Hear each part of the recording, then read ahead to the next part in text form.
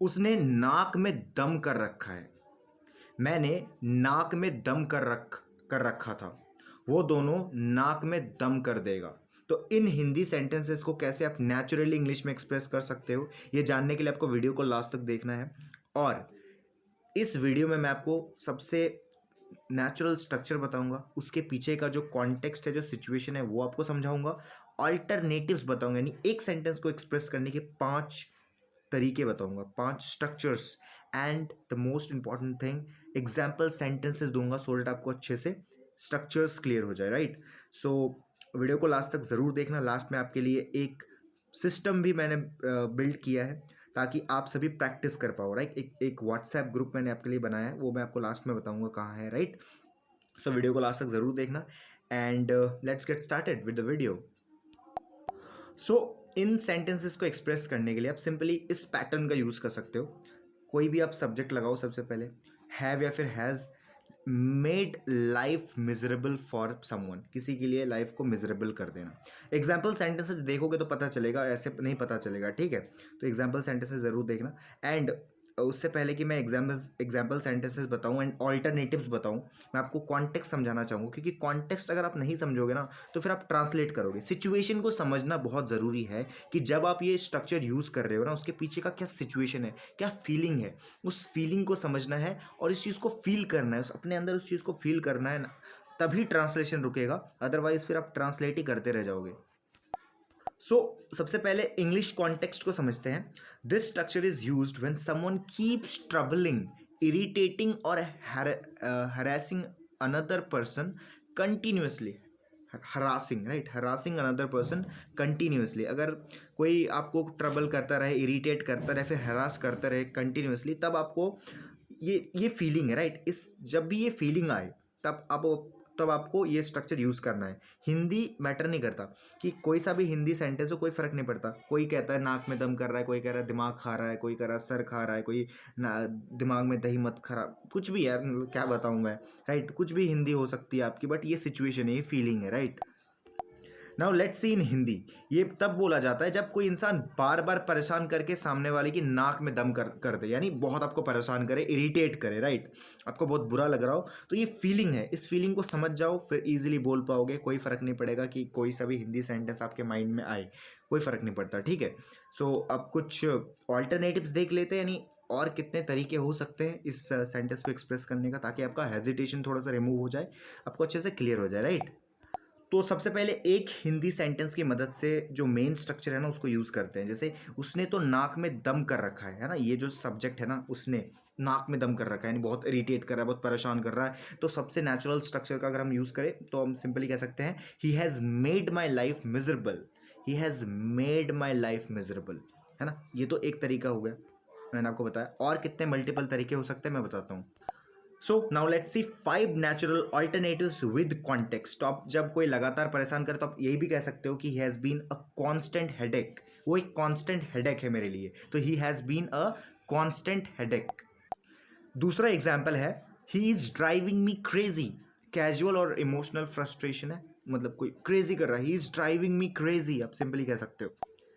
तीसरा ऑल्टरनेटिव है he is making things unbearable, यानी जब सहन करना मुश्किल हो जाए ना, तो मतलब चीज़ों आप चीज़ें अनबेरेबल कर रहे हो, नहीं मैं सहन ही नहीं कर पा रहा हूँ यार, he is making things unbearable.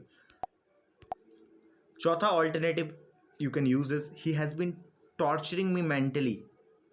Strong situation है थोड़ा सा, बट थोड़ा संभल के यूज़ करना, थोड़ा स्ट्रॉन्ग सिचुएशन है, बट कह सकते हो, कोई दिक्कत नहीं, लेकिन सिचुएशन पे डिपेंड करता है। तो बहुत ज़रूरी है, सिचुएशन बहुत ज़रूरी है, राइट, ये समझ बहुत ज़रूरी है।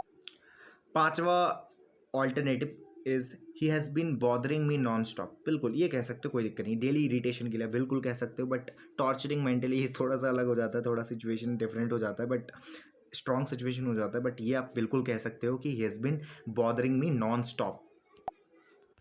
नाउ 10 एग्जाम्पल सेंटेंसेस देखते हैं using the main structure and clear करते हैं, राइट। जैसे उसने मेरी नाक में दम कर रखा है, उसने मेरी नाक में दम कर रखा है। So he has made my life miserable. Repeat करते हुए चलना है, अगर आप रिपीट नहीं करोगे तो वीडियो मत देखो भाई, कोई फ़ायदा नहीं है। दूसरा एग्जाम्पल है उस बॉस ने कर्मचारियों की नाक में दम कर रखा है, कर्मचारियों की नाक में। That boss has made life miserable for the employees. किसके लिए? एम्प्लॉयज के लिए ना लाइफ को मिजरेबल कर रखा है the boss, right? The boss has made life miserable for the employees. तीसरा एग्जाम्पल है, उस शोर ने मेरी नाक में दम कर रखा है। भाई शेर ने कैसे कर अच्छा कोई ना। उस शोर ने मेरी नाक में दम कर रखा है। That noise has made my life miserable. That's is very getting on my nerves. तो गेट ऑन, आप इस फ्रेज का भी यूज़ कर सकते हो, गेट ऑन समवंस नर्व्स, मतलब किसी के नाक में दम कर रखना, ठीक है, मतलब इरिटेट करना या फिर परेशान करना। तो that noise is making, I mean, getting on my nerves, या फिर the noise has made my life miserable। आप ये भी कह सकते हो, कोई दिक्कत नहीं है। अरे यार ये बंद हो जा। चौथा एग्जाम्पल है, उस पड़ोसी ने हमारी नाक में दम कर रखा है। उस पड़ोसी ने, that neighbour has made life miserable for us. That neighbour has made life miserable for us. पांचवा एग्जाम्पल है, इस काम ने मेरी नाक में दम कर रखा है।